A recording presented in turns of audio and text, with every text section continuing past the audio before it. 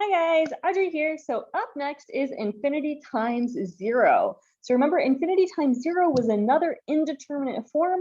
That means it's a form that can take on any value, infinity, 0, 5, 84,000. So it's a form that's hiding some other number behind it. We have to do work to figure out what that number is. Here, it's like a battle between the infinity and zero. Anything times infinity should be infinity.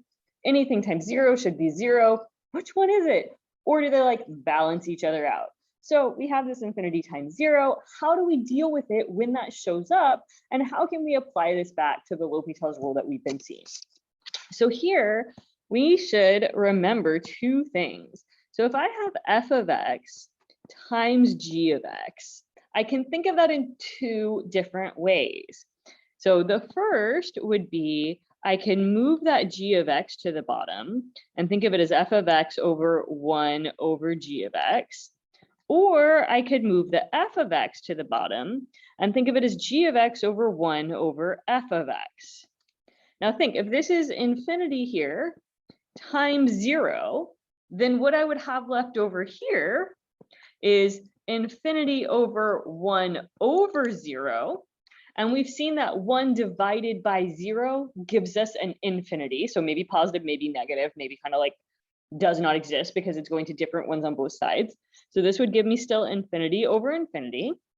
And then this right here would be 0 over 1 over infinity, which would give me 0 over 0. So in other words, by manipulating my function, I can turn it into one of the two known forms that allows for L'Hopital's rule. So we're just going to do one of these because they show up a lot in the other indeterminate forms. All right, so let's take a look at an example of this. We would have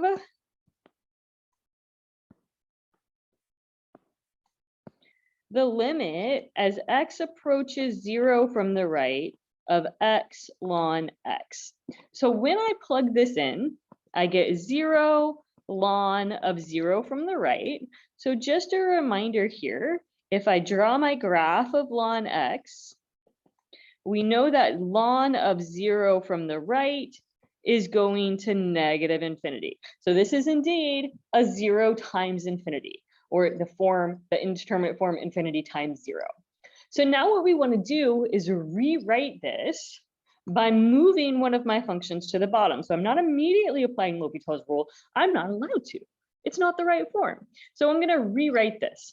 Now my two options for rewriting this would be to either bring the 1 over x to the bottom or to bring the ln x to the bottom.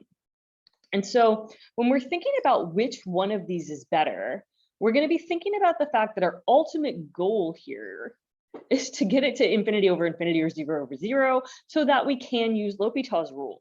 And with L'Hopital's rule, we're taking derivatives. So the question that we're asking ourselves is, which one of these two things is going to give us an easier derivative?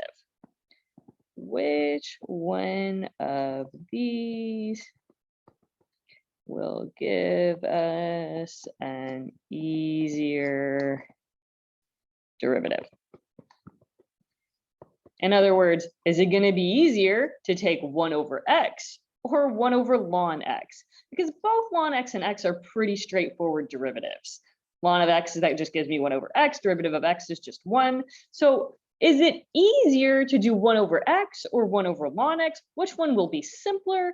And the answer is clearly that 1 over x. So that tells me that when I'm rewriting it, this is going to be the better way to rewrite it.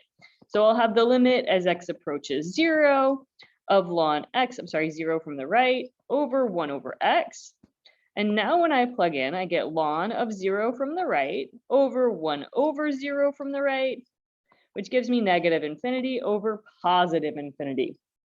So this is now a form where I am allowed to use L'Hopital's rule.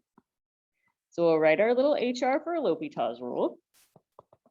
The limit as x approaches 0 from the right, the derivative of the top, divided by the derivative of the bottom. In case you need the reminder, 1 over x prime is x to the negative 1 prime is negative x to the negative 2. So that's where that negative 1 over x squared came from.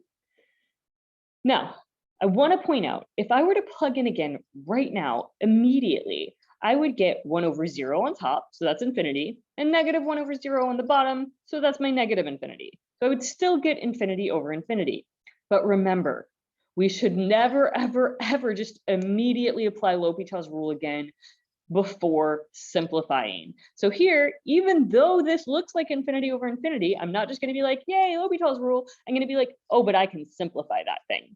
So we always simplify before applying L'Hopital's rule again. So I'm going to write an S on top here.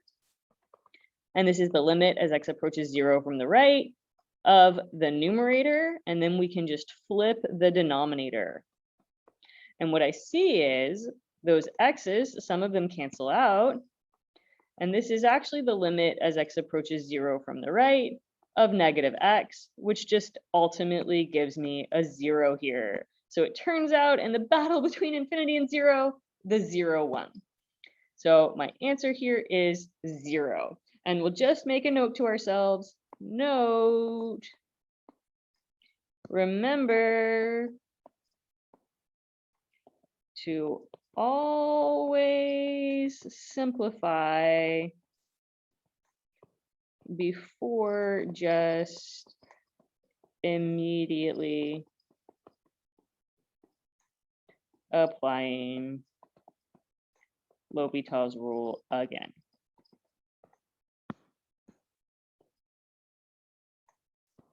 All right, so that is it. We will see more of these inside of other indeterminate forms. That's all. Bye, guys.